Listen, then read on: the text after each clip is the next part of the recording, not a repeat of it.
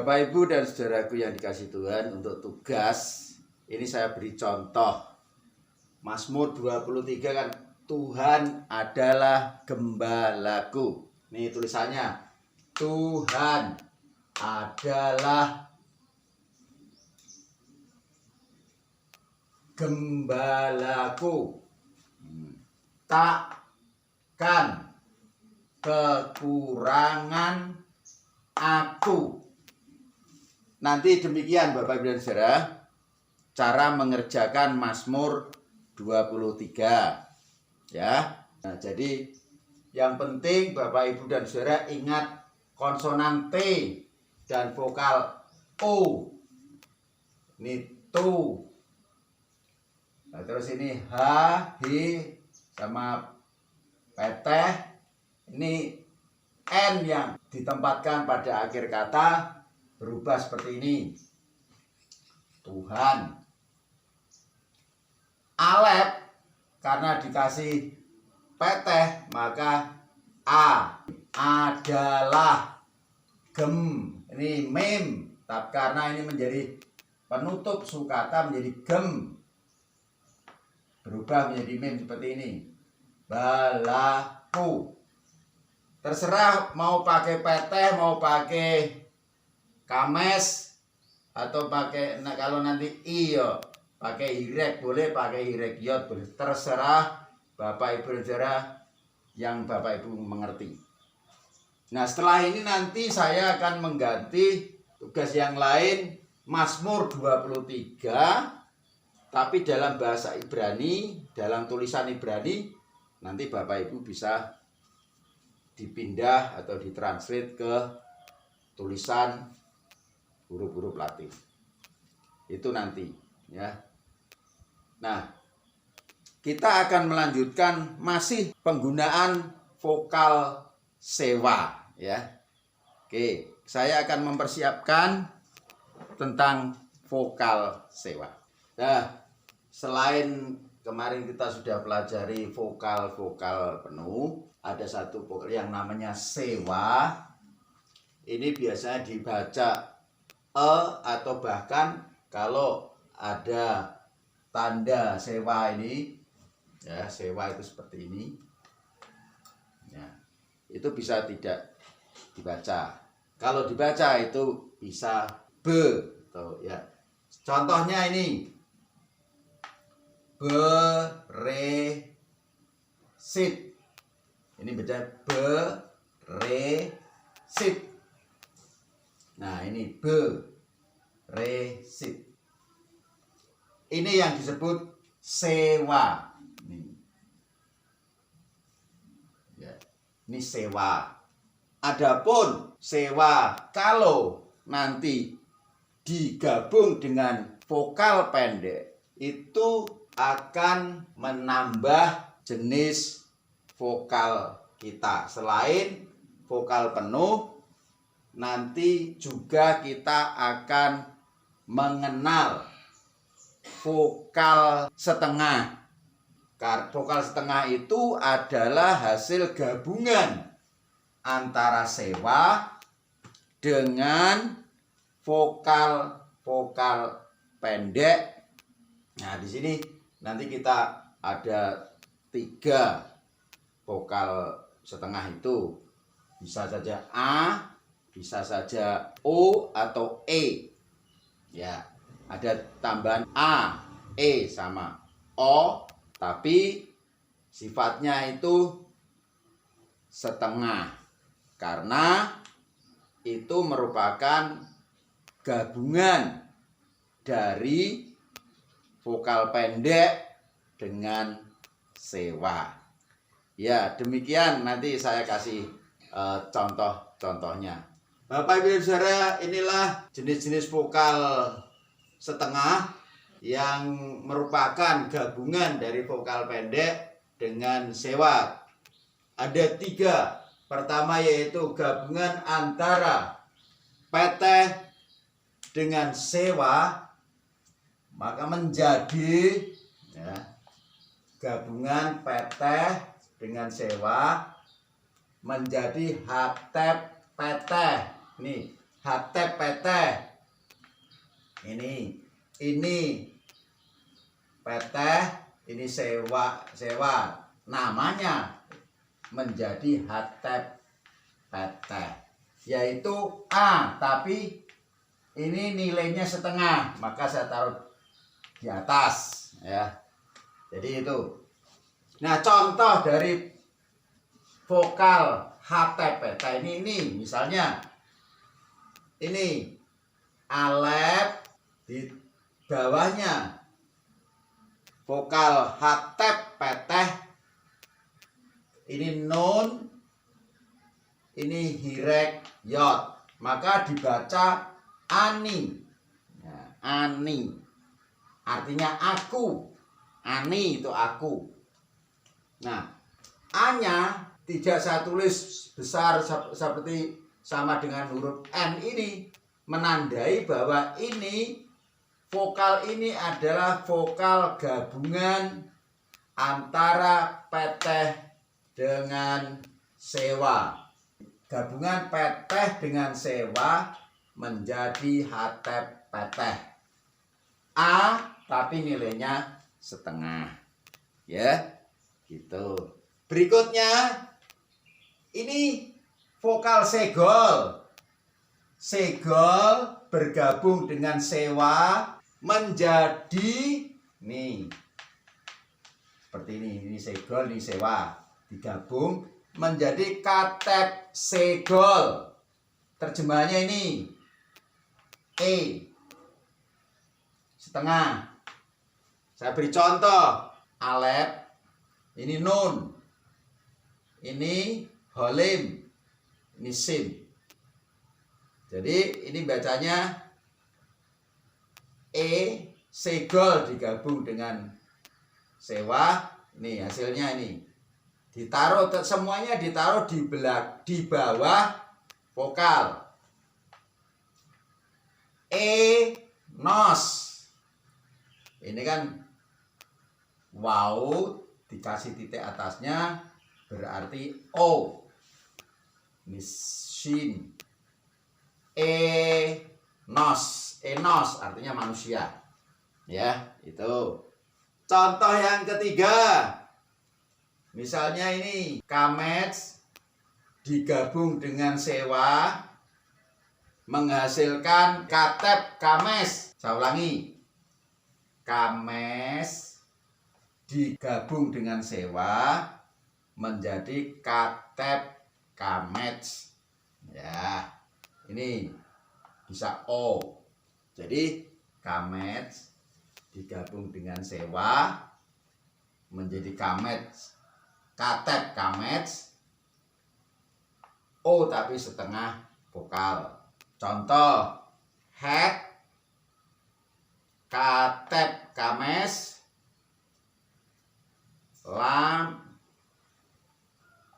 hirek yot. Ini berubah menjadi ho. Ini kh, kamets,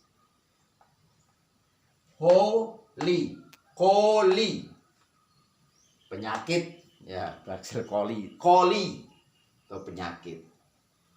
Nah, jadi perhatikan ada 3 tambahan selain sewa yang asli, ada sewa gabungan menghasilkan 3 vokal baru tapi vokal setengah. A, E, O. Vokal A, nama-namanya hampir penggunaannya nanti hasil katanya sama, tapi ini ada nanti penulisan dalam Alkitab bahasa Ibrani itu nanti kita akan mendapatkan vokal-vokal yang seperti ini. Vokal-vokal setengah ini. Vokal setengah hasil dari gabungan vokal pendek dengan sewa. Ya, gabungan vokal pendek dengan sewa menghasilkan vokal baru. Ya, seperti ini. Ya, ini tambahan tentang vokal dan sewa, dan gabungan sewa dengan vokal pendek menghasilkan vokal-vokal yang seperti itu. Ya, akan kita lanjut membahas yang lain. Kita memasuki pelajaran 3, yaitu tentang tanda. Ini Bapak Ibu yang dimaksudkan tanda-tanda di sini adalah tanda titik-titik yang ada di tengah vokal.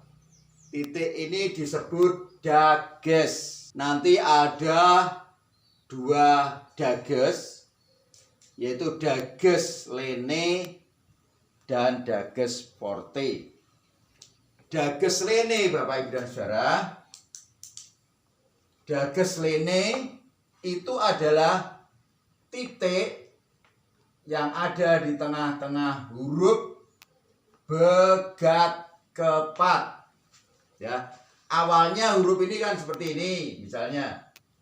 Ini kita sudah tahu, ini kalau membacanya V, G, D, K, F, T.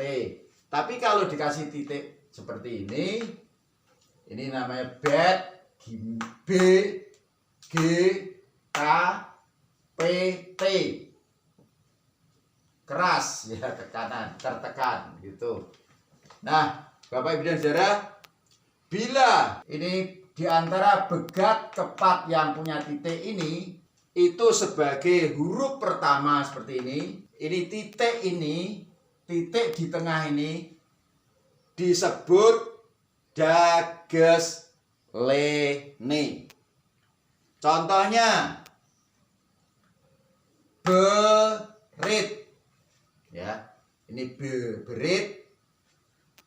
Nah, karena bet yang satu kelompok dengan ini begat kepat ini ditaruh di depan, ya, awal huruf pertama dari sebuah kata, ini namanya dages lene. Sekali lagi, ini titik di tengah ini disebut titik dages lene atau dages lene.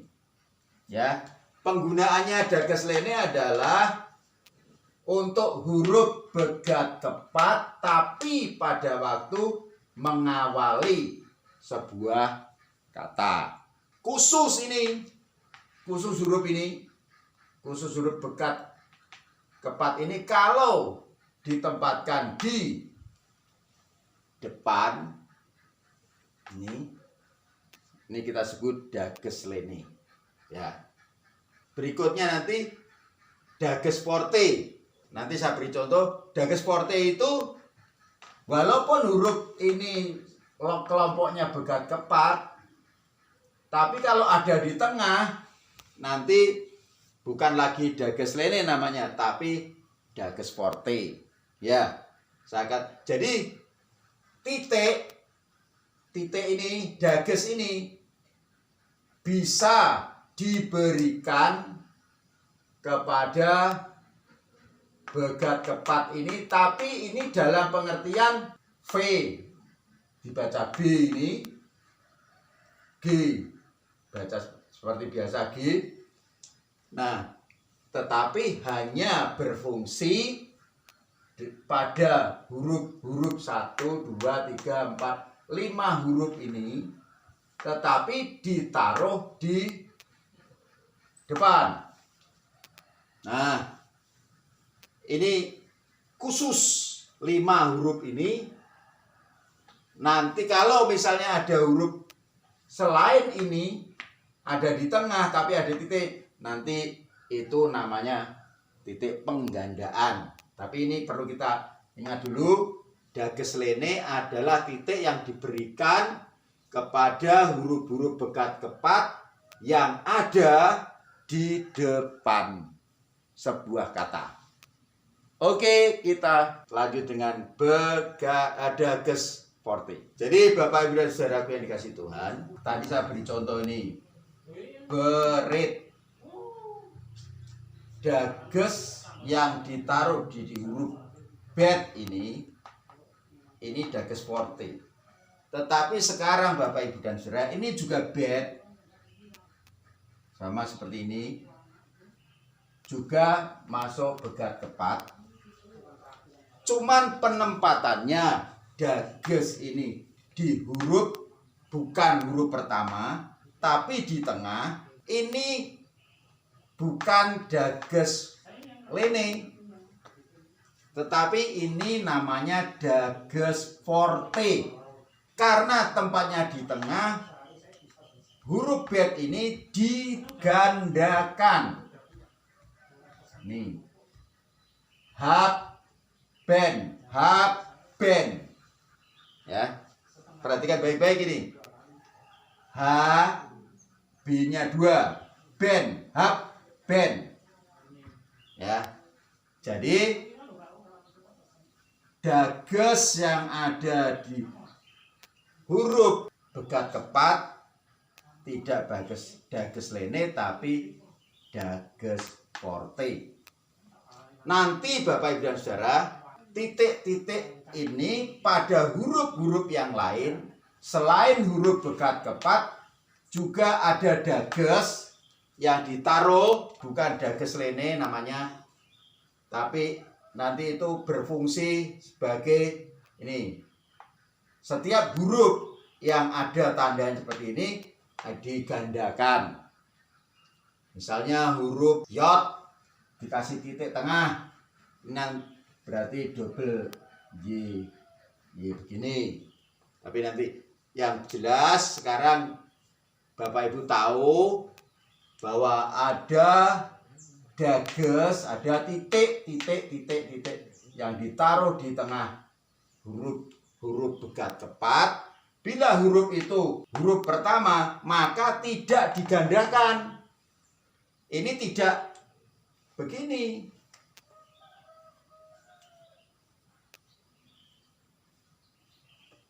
Ini B-nya tidak double, tapi cukup satu. Karena di sini titik dages ini berfungsi dages lene, ya, bukan dages forte. Ya, sekali lagi, tanda di mana ada titik di tengah huruf itu kita sebut dages lene. Tapi kalau itu huruf-huruf begat kepat sebagai huruf pertama. Tapi huruf-huruf ini kalau walaupun ada seperti ini, tapi kalau posisinya di tengah, tidak lagi menjadi dages lene, tapi menjadi dages forte, yaitu huruf yang ada titiknya itu digandakan. Ini keterangannya supaya Bapak Ibu dan Saudara nanti bisa mengerti kalau menemui kasus-kasus seperti ini. Nah, Bapak Ibu dan Saudara, ini namanya huruf gatrel, tenggorokan. Tadi kita sudah membahas tentang dages lene dan dages forte. Dages lene tadi titik yang diberikan pada huruf-huruf begat kepat, tetapi huruf-huruf itu sebagai huruf awal. Tetapi huruf begat kepat kalau ditaruh di tengah tidak lagi berfungsi sebagai dages lene, tetapi disebut dages forte, ya. Nah, Bapak Ibu dan Saudara, nanti semua huruf itu bisa mendapatkan titik di tengah, punya dages, itu berfungsi sebagai atau diterjemahkan ganda kalau itu di tengah.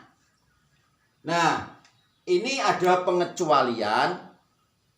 Huruf gacerel ini he, het, alef, ayin, dan res ini tidak mau diberi titik.